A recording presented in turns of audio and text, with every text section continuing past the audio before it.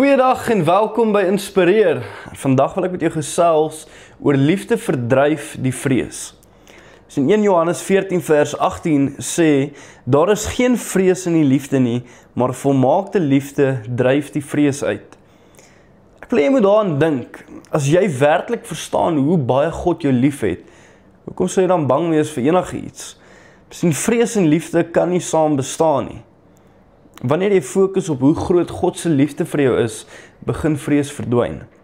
En baie mense vrees dat hulle nie genoeg is nie, en dat hulle nie waardig is nie, maar die liefde van God sê vir jou, jy is my kind, jy is waardevol, jy is geliefd.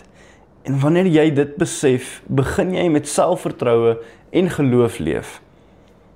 En ek wil hê jy moet dink aan 'n tyd wanneer jy God se liefde sterk ervaar het.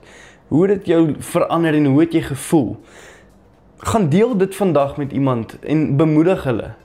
Ek hoop jy het 'n wonderlike dag verder en dan gesels ons môre weer. Cheers.